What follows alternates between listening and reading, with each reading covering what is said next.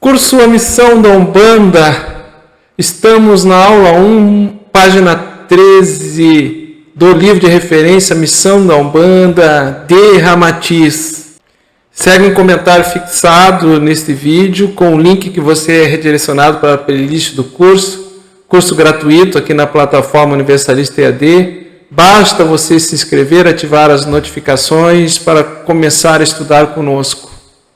O que Ramatiz nos diz na página 13 em diante, preâmbulo do livro, a introdução desta obra? Bom, Ramatiz já demarca o seu estilo de síntese direto, fazendo nós sairmos do comodismo mental dentro do já sabido. Ele inicia já falando dos espíritos transmigrados de sírios que trabalham escondidos atrás de uma aparência frágil de preto velho, adotando mais um nome simbólico de João, Benedito, Tomé, Guiné, Maria Conga. Tantos são os tios, os vós, tias e vós que trabalham anonimamente, humildemente nessa umbanda de todos nós. Para quem não sabe, transmigração é o deslocamento de espíritos de um planeta a outro, ou de uma galáxia a outra. Tal é a infinitude de moradas no cosmos. São muitos planetas, inclusive planetas hiperfísicos, com outro tipo de plano astral, que não cabe agora aqui nesse vídeo a gente entrar nesta seara. Então, Ramatiz já inicia, trazendo, descortinando algo que é velado às massas da procedência cósmica desses espíritos que discretamente se moldam como preto velho, como caboclos e outros, no nosso pequeno planetinha azul, diz ele, para fazer a caridade e transmitir consciência espiritual. E Ramatiz nos conduz a uma união, Ele diz que há um preto velho que está discretamente trabalhando, que ele derrama algumas lágrimas, e que ele entra em yoga, ele entra em fusão de consciência com esse espírito, e pensamentos comuns vibram nos dois, falando sobre Umbanda, ou definindo Umbanda, ou trazendo assim uma demarcação do que é e do que não é Umbanda, na visão de Ramatiz. Então ele diz assim: Umbanda não é grandiosidade de magos, é diminuição de vaidade diante das equânimes leis evolutivas. Até hoje tem um movimento dentro do movimento de Umbanda que preconiza graus iniciáticos, graus de magos, como se houvesse uma superioridade, como se você fosse resolver todos os seus problemas diante da magia. E aí o Ramatiz nos reinterpreta, ressignifica isso aí dentro da visão dele do que é Umbanda. E o mestre Ramatiz continua: Umbanda não é mistério, é simplicidade. Umbanda não tem magno trono, tem toco de preto velho.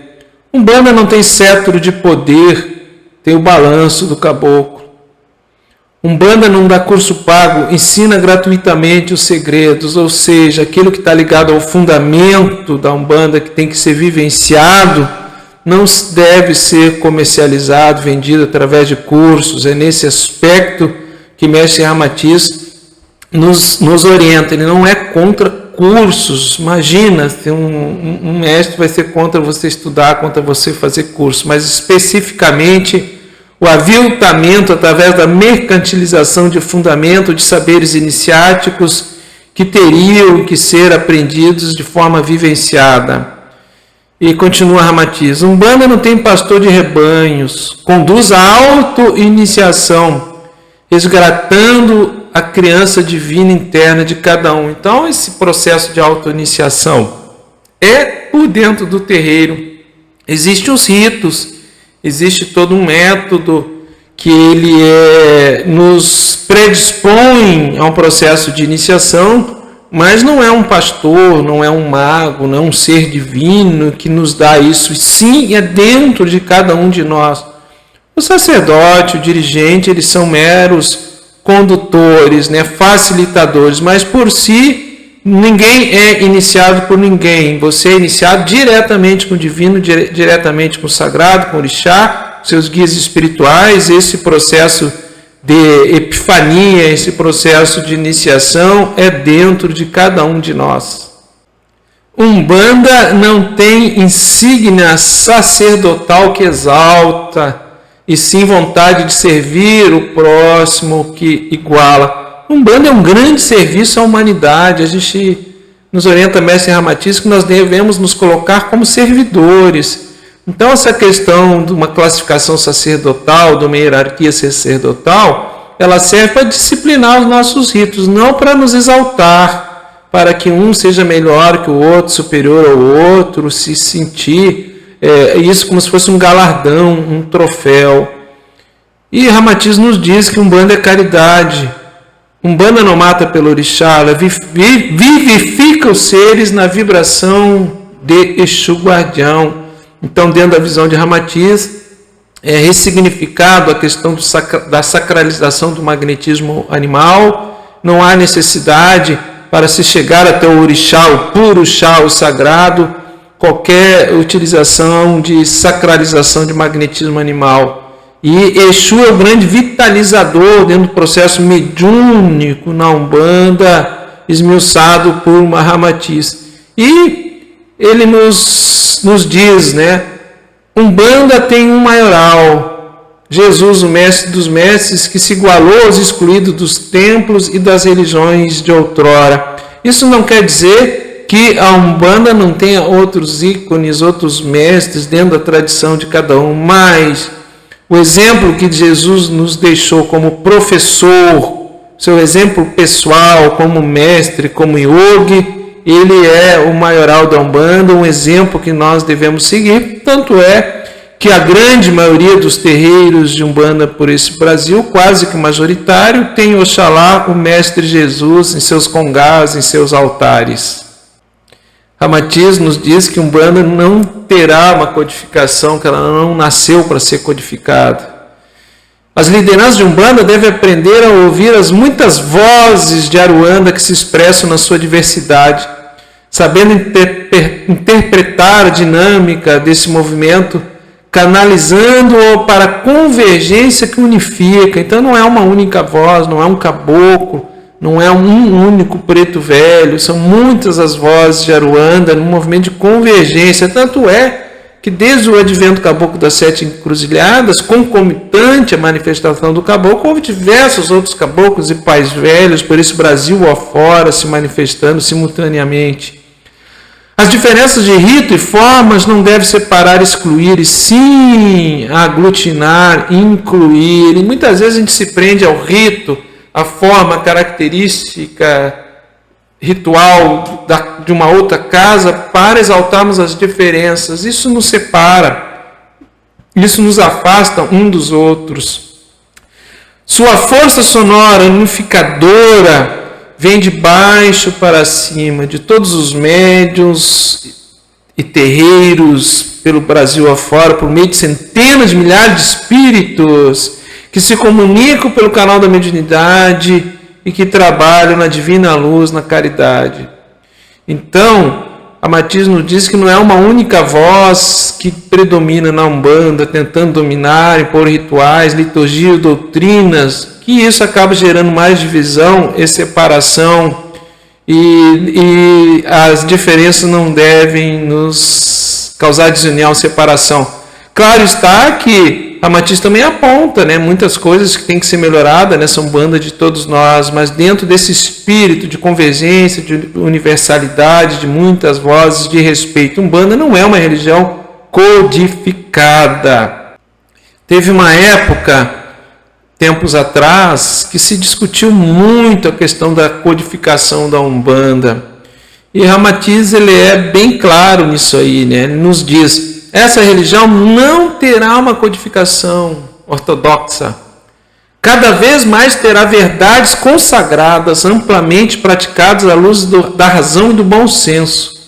Verdadeiros códigos de um amor fundamentados em uma ética universalista, coletiva e convergente. Então, essa ética que está se formando na Umbanda, ela é uma convergência da ética africana, Banto, Nagô, da ética espírita, da ética judaico-cristã, da ética xamânica.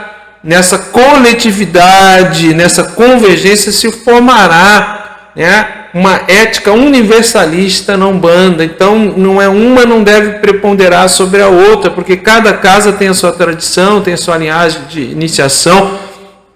Não existe uma única verdade. E a diversidade umbandista, por enquanto, não consegue interiorizar nos corações iludidos, em toda a plenitude, a sua psicologia convergente, a unidade do amor que não separa e sim une nas diferenças, nos diz Mestre Ramatiz. E Ramatiz, amorosamente, nos indica alguns pontos que devem ser revistos, né? A influência das práticas mágicas populares, tão arraigadas na relação com o divino. Ele diz que esse toma lá da cá e desrespeito ao livre-arbítrio do próximo é atrito que manta espíritos encarnados com o astral, enredando-os em novelos de difícil solução, diante do total descaso com as leis universais e de causa e efeito. Isso não acontece só nas práticas mágicas populares que se exalta o magismo potencializado no aspecto negativo.